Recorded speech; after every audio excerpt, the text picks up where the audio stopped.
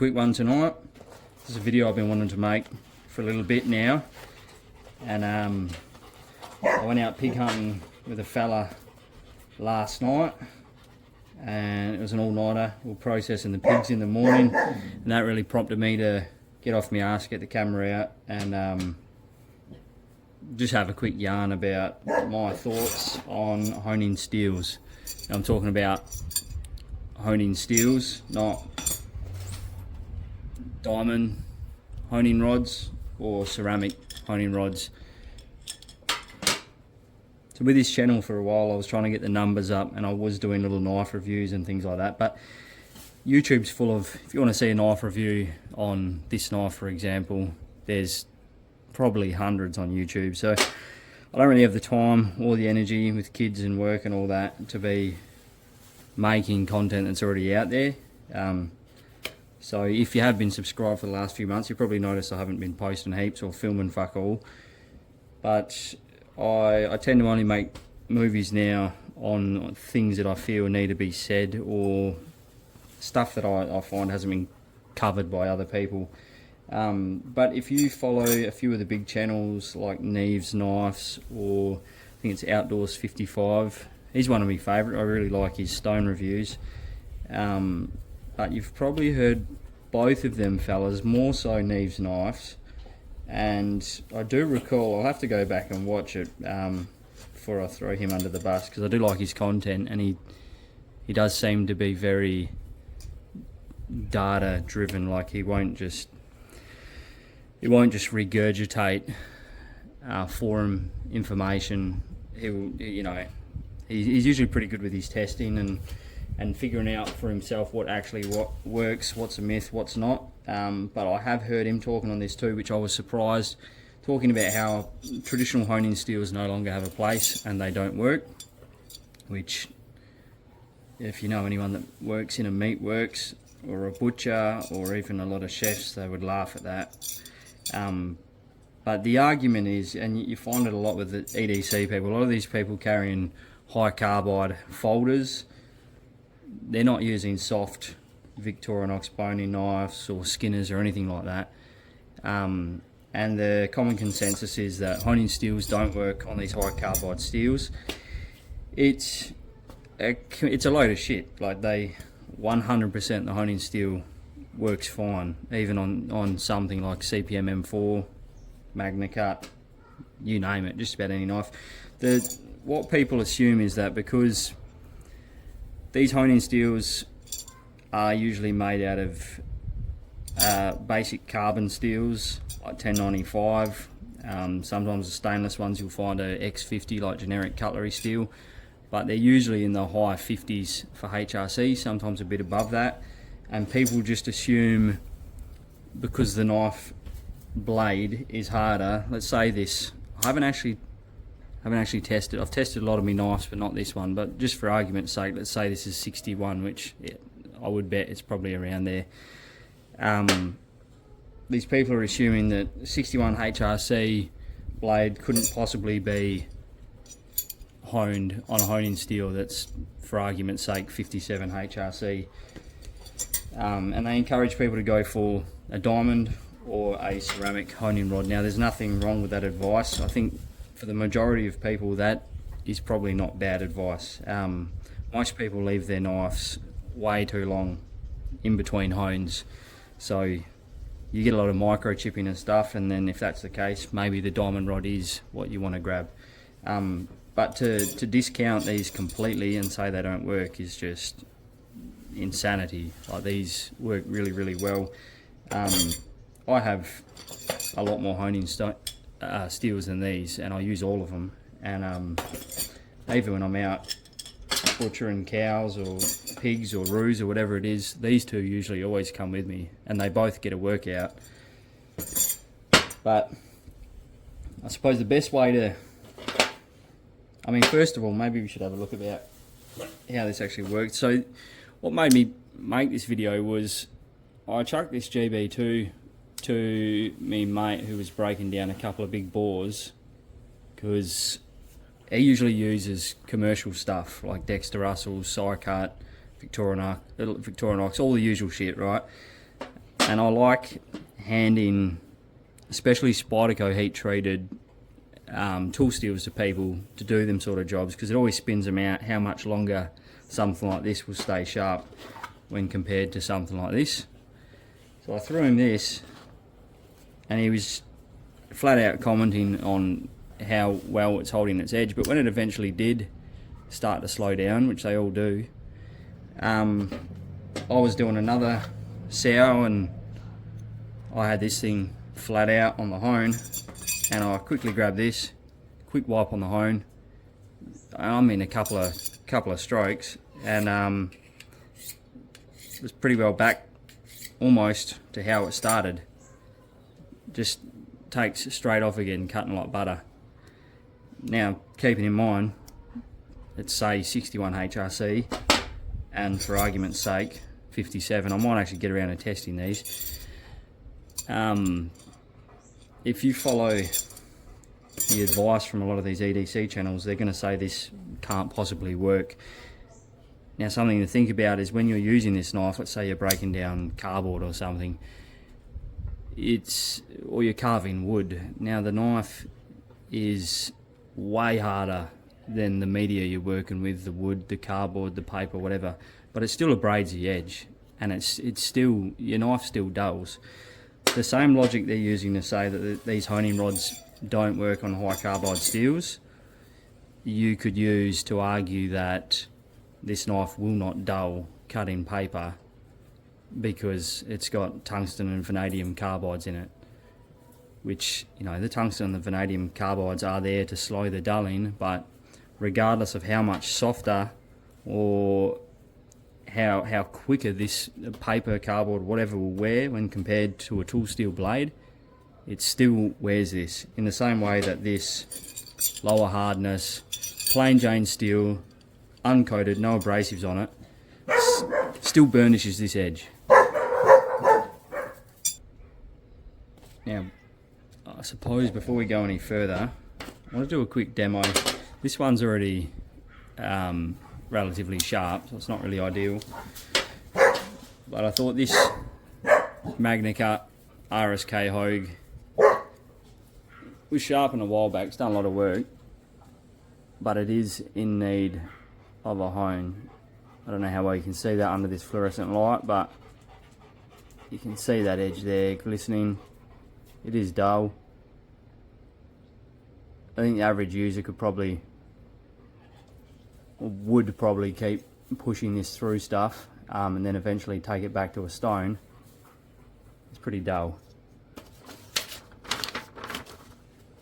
So I thought, I know this is not slicing paper at the moment, so that's very dull. I would not use this knife in this condition.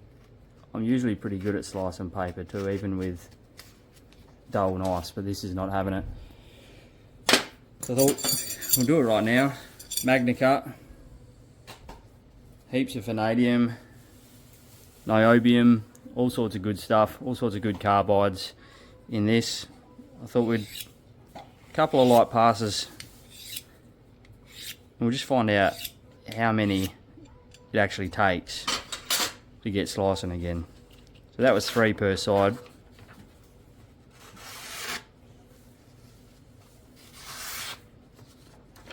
Now this is not perfect. This edge is actually in the sort of condition where I would normally go to a diamond steel, but I'm exaggerating for the argument. There's no abrasive on this honing rod. Now this RSK was actually tested. This come in at about, I think it was 62.5, 63 HRC. You can see the hardness test that was done there. If I can dig through my phone and find the video of it, I'll put that in here somewhere.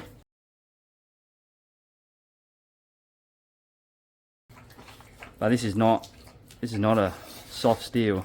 Look at this. This is slicing like butter. This edge still is in the state where you should really give it a lick on the diamond, then maybe the ceramic, then maybe keep it going on the honing steel.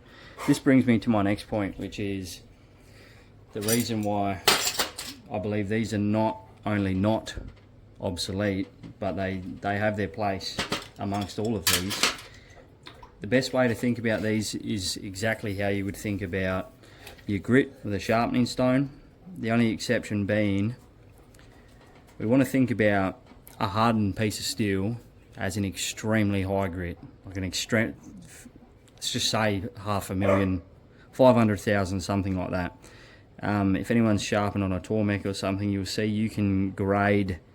They've got it's a roughly 1,000 grit stone, and using the silicon carbide stone provided, you can grade it to different grits.